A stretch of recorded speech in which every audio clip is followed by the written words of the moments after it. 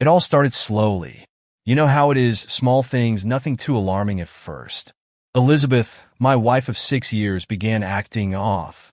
At first, I tried to brush it off. Maybe it was work stress. We all go through phases, right? But then those small things started piling up, and I couldn't ignore them anymore. She'd leave for work earlier than usual and come back late, claiming there were extra meetings or deadlines. I'd be sitting there, waiting for her to come home, and when she finally did, she'd barely acknowledge me. She was always glued to her phone, her face lit up by the screen while I sat across from her, feeling invisible. The laughter that used to fill our house gone, replaced by cold silence. I'm not proud of it, but one night, curiosity got the better of me. She'd left her phone on the kitchen counter, and as I was cleaning up, I noticed a message pop up. It was a short one, something like, "Can't wait to see you." My heart sank. I wasn't supposed to see it, but I did. The smile on her face when she read that message. I hadn't seen her smile like that in months. Not around me, at least. That's when the doubts started to creep in. At first, I tried to convince myself that it was nothing. Maybe a friend from work. Maybe a harmless conversation. But the anxiety, it grew like a poison, eating away at me day by day. The change in her behavior wasn't just in my head. There was something else going on, and I couldn't shake the feeling that it wasn't good. I started paying more attention to her. The little details that I hadn't noticed before suddenly became obvious. She changed her phone password, which wasn't a big deal, but why the secrecy all of a sudden? We used to be open about everything. We'd share our days, our thoughts, even stupid little memes. But now, nothing. The affection that used to flow so easily between us was gone. Every attempt at intimacy was met with a cold shoulder or some excuse about being too tired. I tried to chalk it up to stress or maybe something personal she wasn't ready to talk about, but that excuse wore thin after a while. The distance between us grew, and I found myself lying awake at night, staring at the ceiling, wondering where it had all gone wrong. And then came the rumors. You know how mutual friends can be. Sometimes they mean well, but when you hear something like, "Oh, I saw Elizabeth having lunch with that guy from her office," it sticks with you. The same guy. Over and over again. I didn't want to believe it at first. Hell, I didn't want to be the paranoid husband who thought every interaction was something more. But when the same name kept coming up in different conversations, I couldn't ignore it anymore. I felt like I was going crazy. There was no way I could just come out and accuse her. What if I was wrong? What if I was just imagining it all? But what if I wasn't? That's when I turned to Sophie. Sophie lived next door. We'd been neighbors for years, and she was always a friendly face. She'd gone through a rough divorce a couple of years back, so I figured if anyone could give me some perspective, it was her. We were having coffee on my porch one afternoon when I brought it up. I didn't dive right into it. I'm not that blunt, but I kind of danced around the subject, mentioning how Elizabeth had been distant lately, how I wasn't sure what to think. Sophie didn't say much at first, just listened. Then she hit me with a question that stuck with me. "Do you trust her?" I remember being quiet for a long moment. The truth was I didn't know anymore. I wanted to, but that seed of doubt had already taken root, and no matter how much I wanted to believe it was nothing, I couldn't. Sophie, being as perceptive as she is, didn't mince her words. She told me that she'd seen situations like this before, where things change and people start hiding parts of their lives. She didn't flat out say Elizabeth was cheating, but she didn't rule it out either. Instead, she told me to keep an eye on things, to pay attention to the details. "People who've got nothing to hide don't hide anything," she said, and damn if that didn't hit hard. I spent the next few weeks being more careful. I wasn't going to blow up my marriage over rumors and suspicions without solid proof. But I watched. I waited. Every little thing she did, every late night, every message she quickly hid on her phone, it all felt like a piece of the puzzle. It's weird because the more I watched, the more it felt like I was drifting away from her emotionally. Like I was already preparing myself for the worst. I'd catch her laughing at something on her phone and wonder, is that for me or for him? And every time she kissed me goodnight without even looking me in the eye, I could feel the knot in my stomach tighten. Sophie and I talked more often during this time. She became my sounding board, the person I could vent to without judgment. She never pushed me one way or the other, but reminded me that I wasn't crazy for feeling the way I did. I wasn't overreacting. I wasn't imagining things. One night, After too many beers, I spilled everything to Sophie. I told her about the message I saw, the rumors, the coldness at home. I felt like an idiot for not confronting Elizabeth directly, but I didn't have the guts. Sophie didn't laugh. She didn't tell me I was stupid. Instead, she leaned in and said, "John, you need to find out for sure. Don't drive yourself mad over this. But be careful." And so, I became the detective in my own marriage, trying to piece together a puzzle I wasn't even sure existed. After that conversation with Sophie, things escalated quickly. It wasn't like I had planned for this to happen, but once the seed of doubt was planted, I couldn't just sit there and let it grow wild. I needed answers. I couldn't keep living in this weird limbo where I was constantly second-guessing everything Elizabeth did. It was driving me crazy, eating me alive from the inside out. Sophie had a way of making everything seem so normal, like it was totally reasonable for us to start keeping tabs on my own wife. I didn't even feel guilty about it, which, looking back now, maybe I should have. But when you're in the thick of it, when you're convinced your wife is sneaking around behind your back, guilt takes a back seat to survival. We started small. I didn't want to come off as paranoid or desperate, so the first step was to keep an eye on her phone. Every now and then, when she'd leave it lying around, I'd pick it up, scroll through her messages, check her social media. It's insane how quickly people forget that their phones are a window into their private lives. But Elizabeth was smart, smarter than I gave her credit for. Her messages were clean, too clean. No signs of anything suspicious. If she was talking to someone, it wasn't happening in her regular chats. Probably using some encrypted app or deleting everything right after. I don't know what frustrated me more, knowing that she was hiding something, or not being able to prove it. That's when Sophie suggested we take things up a notch. "You can't just wait around for her to screw up," she told me one evening as we sat on my porch. It was late, and the moon was hanging low in the sky, casting this eerie glow on everything. "You need to start tracking her movements. Be smart about this." At first, I thought she was joking. Like, what was I supposed to do, follow my wife around like some detective? But Sophie wasn't joking. She was dead serious.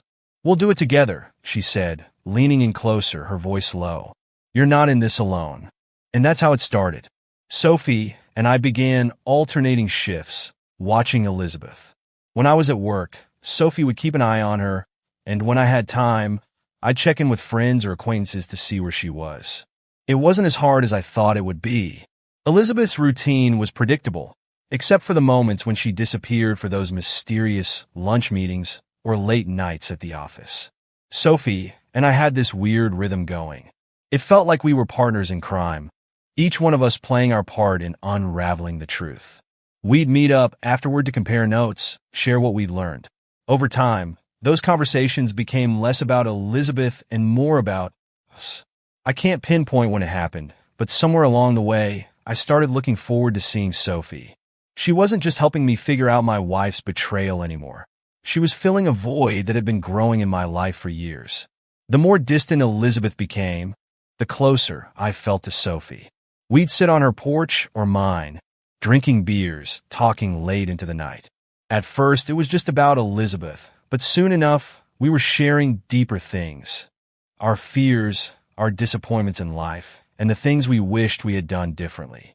She had this way of looking at me, like she understood everything I was going through without me having to explain it.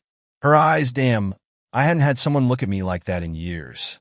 Not since before Elizabeth and I started drifting apart. It felt good to be seen again. One night, after a few too many beers, I let it slip. What if she really is cheating? What the hell am I supposed to do then? Sophie didn't even hesitate. "You don't just catch her," she said, leaning closer, her voice almost a whisper. "You get your own satisfaction. You deserve it, John. After everything she's put you through." Her words hit me like a freight train.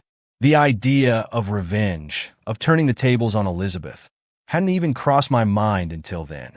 But once Sophie planted that seed, I couldn't stop thinking about it. Why the hell should I be the one sitting here, tortured by her betrayal, while she's out there living her best life with some other guy? It wasn't fair. I deserved better than that. The more time I spent with Sophie, the more I realized how much I'd been missing in my marriage. It wasn't just about the sex, though let's be honest, that had been lacking for a long time, but about the connection, the intimacy.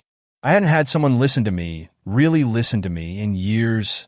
Elizabeth was always too busy, or too tired, or too distant. But Sophie? She was there, fully present, and I found myself getting lost in those late-night conversations, in the way she looked at me, touched my arm when she laughed. And yeah, I'll admit it, there was a part of me that liked the danger of it all. The thrill of sneaking around, not knowing what would happen next. It was intoxicating. We didn't just spy on Elizabeth anymore. We planned. We started mapping out the times when she'd be out, piecing together her routine, looking for patterns. It wasn't hard to see when she'd sneak away for lunch with that same guy from her office. I started recognizing his name when I heard it, even though Elizabeth never mentioned him to me. It was like we were building a case against her, and with every little detail, every late-night meetup, I felt more justified in what we were doing. Sophie became my rock during that time. I don't know how I would have gotten through it without her. We were in this together, and it wasn't just about Elizabeth anymore, it was about us. Something was growing between us, something I hadn't expected. One night, after another evening of investigating, Sophie and I were sitting on her couch, talking about life, when she suddenly leaned over and kissed me. I didn't stop her. Hell, I didn't want to stop her. In that moment, it felt like the most natural thing in the world. It wasn't just about Elizabeth anymore. It wasn't about proving her wrong or catching her in the act. It was about me, what I needed, what I deserved. And Sophie, she was right there, giving me everything that Elizabeth had taken away. The lines between revenge and desire started to blur.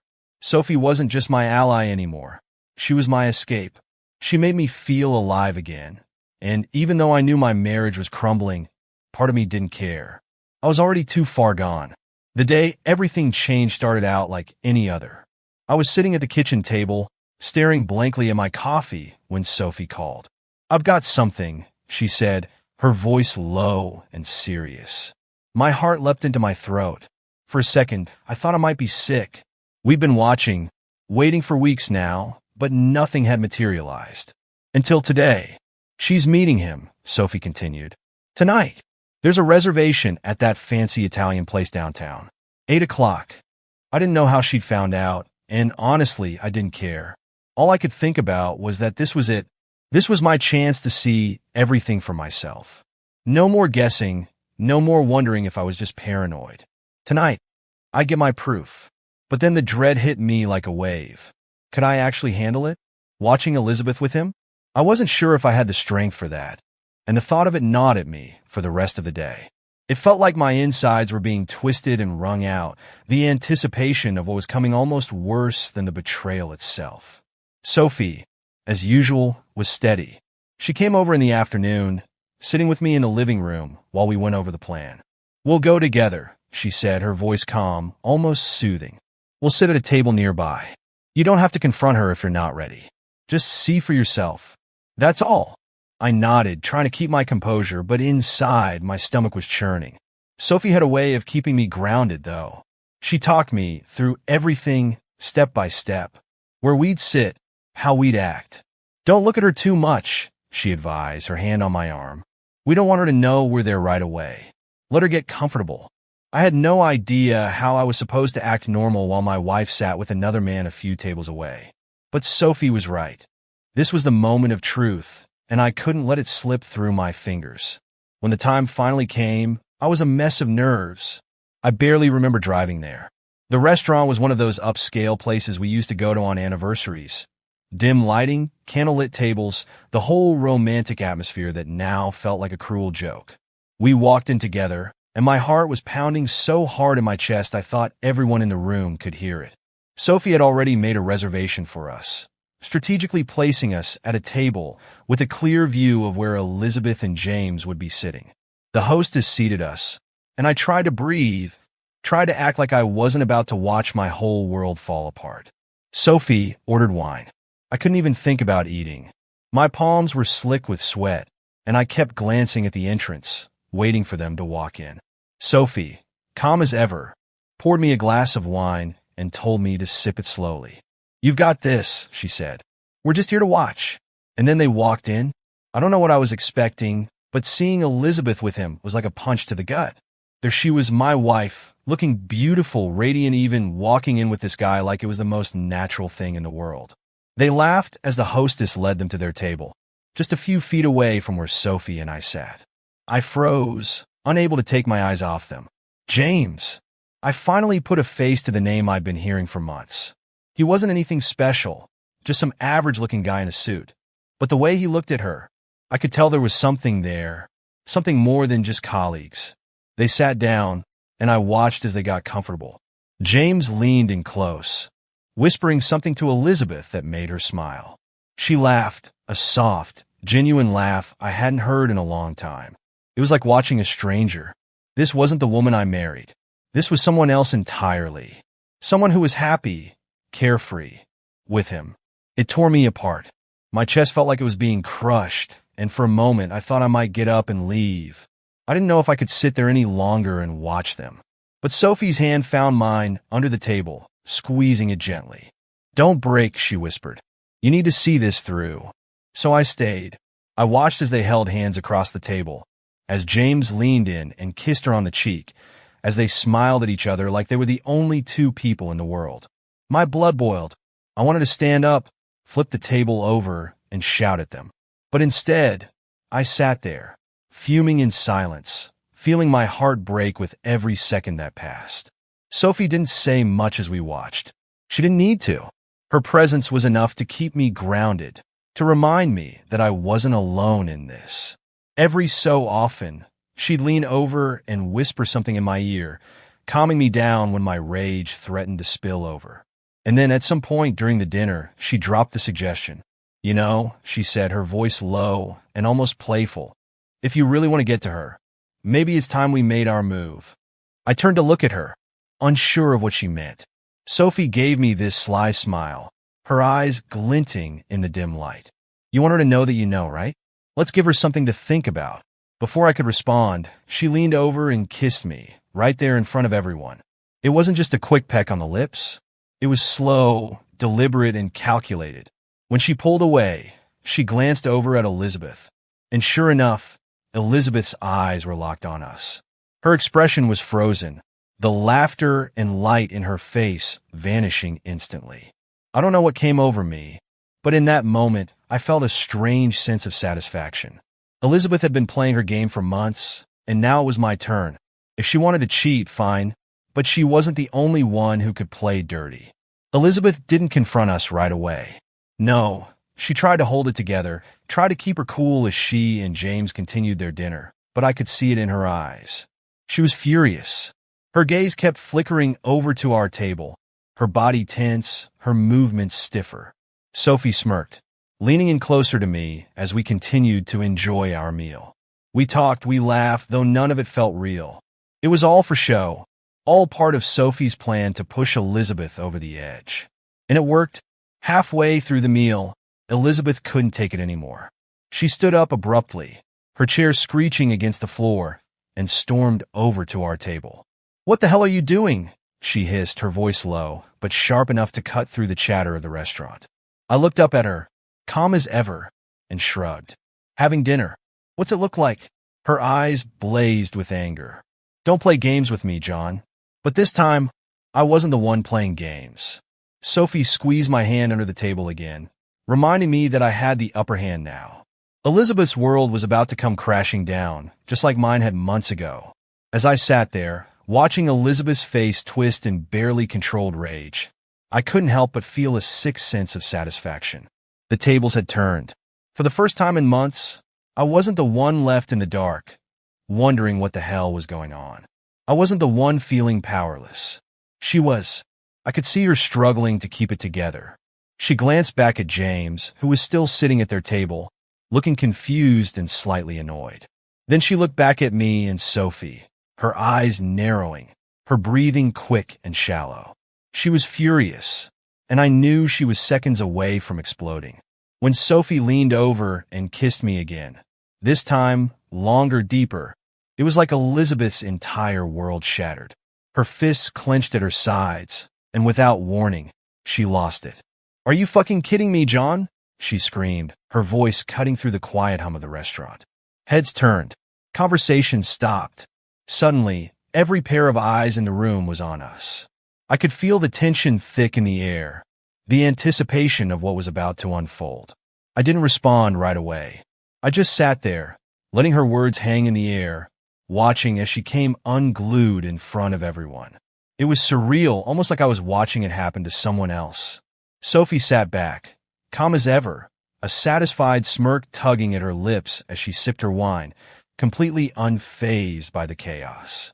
Elizabeth took a step toward our table, her voice rising even louder. "You sit here," kissing her, "while I'm with James. Are you seriously that pathetic? You think this makes you any better than me?" I finally met her gaze, my voice steady as I spoke. "No, Elizabeth. This isn't about being better. It's about the fact that you've been lying to me for months." She opened her mouth to argue, but the words didn't come. Instead, she stood there, her face red with fury, her chest heaving. People around us were starting to whisper, murmurs spreading through the restaurant as more and more eyes focused on our table. I could feel the collective judgment, the silent stares of strangers who were now spectators in the destruction of my marriage. "I'm not the one who's been sneaking around behind your back," I added, my voice low but firm. "You think I didn't know?" That was the moment she snapped. "You don't get to play the victim here," she yelled, slamming her hands on our table. Glasses rattled, and a couple sitting nearby flinched in surprise. "You're nothing but a spineless coward, kissing her in front of me like some fucking child.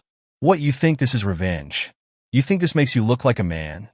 I could feel my pulse quickening, the heat rising in my chest. But before I could respond, Sophie stood up, cool as ice. "I think he looks like a man who's finally done with your bullshit," she said, her voice dripping with contempt. Elizabeth's eyes darted to Sophie, and for a second, I thought she might take a swing at her. The tension between them was palpable, like two predators circling each other. But instead of violence, Elizabeth turned her rage back on me. "You think this is over?" she spat, her voice shaking with anger. "You think you can just sit here flaunting this trash in front of me, and I'll just walk away?" That was when the staff stepped in. "Ma'am, we're going to have to ask you to calm down," one of the waiters said, approaching cautiously, like Elizabeth was a ticking time bomb about to go off. But she was beyond reasoning at this point. She shoved his arm away, her focus solely on me. "You're a fucking joke, John," she screamed. "You and your pathetic little revenge plot. You think I care? You think this bothers me?" Her voice echoed through the restaurant, and now the entire place had come to a standstill. People were staring, phones were out, recording, capturing every second of her meltdown. I could hear the clicks of cameras, the beeps of people sending messages. My heart raced, but I didn't stop her. This was her doing, and I wanted everyone to see it. "You're the one who destroyed us," I said, my voice steady but loud enough for the crowd to hear. "Not me." Elizabeth recoiled, her face twisting into a mask of contempt. But there was something else there too. Something vulnerable, like she hadn't expected this to unravel so publicly, so completely. She took a step back, looking around as if realizing for the first time just how many people were watching. And then, like a switch had flipped, she turned and stormed out of the restaurant, pushing past the waiters, past James, who sat there in stunned silence. She didn't even look back as the door slammed behind her. For a moment, the room was dead silent. Then slowly, the whispers started again. People murmured, some laughing, others shaking their heads. The waitstaff tried to restore order, apologizing to nearby tables, but the damage was done. As Sophie sat back down, she smiled at me, raising her glass. "To new beginnings," she said, her voice soft but full of satisfaction. I sat there, my mind reeling from everything that had just happened. I wasn't sure how to feel. Part of me was still in shock, but there was another part, a darker part, that felt relieved, almost satisfied. Elizabeth's public breakdown was a confirmation of everything I had suspected. There was no going back now, but the fallout wasn't over. Not by a long shot. The next day, I woke up to my phone buzzing nonstop. At first, I thought it was just the usual emails, messages. But when I checked, it was something else entirely. My phone was flooded with notifications from social media, messages from friends and acquaintances. A video had surfaced. The video, Someone at the restaurant had filmed the entire confrontation. Elizabeth's meltdown, the shouting, the insults, everything, and posted it online. It didn't take long for it to go viral. Thousands of views within hours, the comments piling up, people sharing it left and right. The title was brutal. Wife loses it after catching husband with another woman. Karma at its finest. I clicked on the video, watching as Elizabeth's face filled the screen. Her voice distorted slightly by the low quality, but the fury clear as day. I saw myself in the background, calm, detached, and then Sophie, sitting there like she hadn't a care in the world. The comments were savage. This chick got exactly what she deserved. Imagine being this unhinged in public. Oh man, I don't know who that guy is, but he handled this like a boss. As I scrolled through the messages, I could feel the strange mix of emotions bubbling up inside me. There was a part of me that felt guilty, knowing that Elizabeth's life was about to implode in the most public way possible. But another part, maybe a bigger part, was enjoying it. Her reputation, the one she had built up so carefully, was crumbling. People were calling her out, mocking her, picking apart every moment of that video. By the end of the day, it had tens of thousands of views. Everyone was watching her unravel, and there was nothing she could do to stop it. And the strangest thing? I didn't feel sorry for her. Not one bit. Elizabeth had betrayed me, lied to me, and now she was paying the price for it. And for the first time in a long time, I felt free. There was no going back, no fixing things. She had ruined us, and now the world knew it too. After the restaurant blow-up, life took a sharp turn. There was no hiding or sneaking around anymore. Sophie and I made things official, and within days she was staying over more often. It wasn't just about revenge, it was real. She filled a gap I hadn't even realized was there for so long. There was laughter again, deep conversations, and the kind of comfort I'd forgotten was possible. With Sophie, I could finally breathe, and my life felt lighter, even in the middle of all the chaos. Elizabeth, on the other hand, was dealing with the fallout from her public meltdown. The video of her losing it in the restaurant spread fast, thousands of views within days. The comments were brutal, people mocking her behavior, and soon it reached her workplace.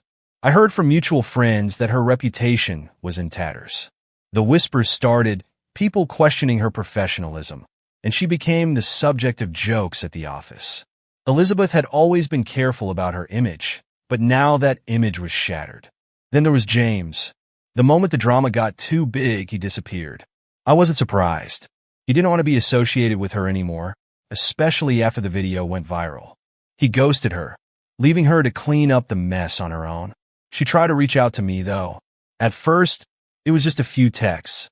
Simple, vague things like, "Can we talk?" or "I miss you." I didn't respond. Then came the apologies, the confessions that she'd made a mistake, that she wanted to fix things. It was too little, too late. One day, she showed up at the house.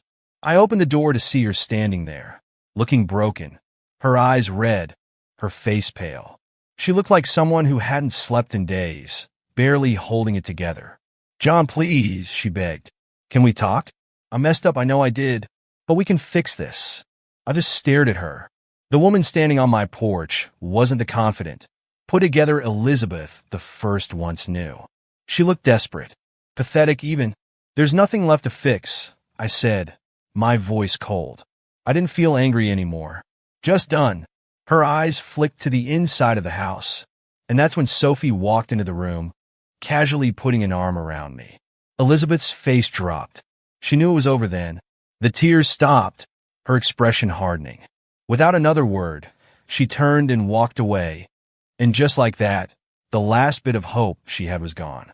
After that, Elizabeth didn't try contacting me again. The text stopped, the calls stopped. She was on her own. From what I heard, things weren't going well for her. Her job was in jeopardy, her friends were keeping their distance, and James had completely ghosted her. The life she had built was falling apart, all because of her own choices. Meanwhile, my life with Sophie was solid. She wasn't just someone I'd teamed up with to get back at Elizabeth. She was someone I genuinely cared about. We built a life together, and it felt right. It was easy, it was fun, and for the first time in years, I felt like I had something to look forward to again. Elizabeth was just a memory now, a part of my past that I'd finally left behind. And as I moved forward with Sophie, I realized how much better off I was without her. It's funny how things work out, isn't it? If you'd asked me a year ago where I saw myself, I never would have guessed it would end like this. Sitting here now with Sophie by my side, I've had a lot of time to think about everything, about how far things went, about the choices I made, and about the man I became in the process. Revenge was never the plan, at least not in the beginning. I just wanted the truth. I wanted to know what had happened to my marriage, to the woman I thought I knew. But once Sophie and I started digging, once I saw the truth for what it was, it became more than that. It became about getting even, about taking back control of a situation where I'd felt so powerless. And I did. I got my revenge. Watching Elizabeth's life unravel, seeing the pain on her face as she realized I wasn't the fool she thought I was, it felt good. It felt right. For a while. But now, as I look back on it, I wonder if it was really worth it. Was it worth the mess, the anger, the public drama? Could things have been different if we had been honest with each other from the start? If we'd actually communicated, maybe we wouldn't have ended up here. Maybe the betrayal wouldn't have hit so hard. Maybe I wouldn't have felt the need to go to such lengths to expose her. But life doesn't work like that. We made our choices, and we're both living with the consequences. Elizabeth, I think about her sometimes, not in a way that makes me miss her, but in a way that makes me wonder if she's learned anything from all of this. The last I heard, she was still trying to pick up the pieces of her life. She's alone now, struggling to rebuild her career, her friendships, her reputation. I guess part of me does feel a little bad for her. Not because she didn't deserve it. She did, but because I know what it's like to lose everything you thought was solid. There's no satisfaction in knowing she's suffering, not anymore. The satisfaction came in the moment, when the video went viral, when the whispers started at her office, when her lover James ghosted her like she was nothing. But now, I moved past it.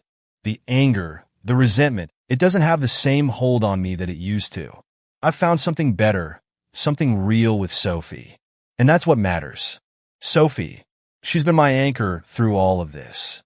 What started as a bond over shared pain turned into something much deeper. She's not just the woman who helped me catch my wife in a lie. She's the woman who's given me a new reason to look forward to life again. With her, I don't have to pretend. There are no secrets, no hidden agendas. Just us moving forward, building something new. It's strange how betrayal can open up possibilities you never imagined. If Elizabeth hadn't cheated, if we hadn't gone through that mess, maybe I'd still be stuck in a loveless marriage, blind to the fact that I deserve more. Sophie showed me that. She reminded me that life doesn't have to be about pain and resentment. It can be about growth, about finding someone who truly sees you, who makes you feel like you matter. I think that's what I'll carry with me from all of this. Not the revenge, not the satisfaction of watching Elizabeth's life fall apart, but the realization that sometimes you have to go through hell to find your way back to happiness. It wasn't pretty, and it sure as hell wasn't easy, but I came out the other side stronger. Wiser, maybe. I learned that I can't control what people do, but I can control how I respond to it. And I chose to move on, to let go of the bitterness, and to embrace the new chapter of my life. As for Elizabeth, I don't know where she'll end up. She's still out there trying to fix what she broke. Maybe she'll find a way to put the pieces back together. Maybe she won't. Either way, it's not my problem anymore. I'm done looking back. The last time I saw her, standing on my porch with tears in her eyes, I realized something. She wasn't the villain of my story. She was just another flawed person, like me, who made terrible choices. We both did. But the difference is I've learned from mine. I've moved on. She's still stuck in the consequences of hers. So here I am, sitting in my house, no, our house with Sophie. The woman who helped me through the darkest time in my life is now the light I never knew I needed. We've built something good, something strong. And as I look toward the future, I can't help but feel like I've finally found my peace. It's funny, isn't it? How life throws curveballs at you when you least expect it. But sometimes those curveballs lead to something better. And for the first time in a long time, I'm not looking back in anger or regret. I'm just looking forward.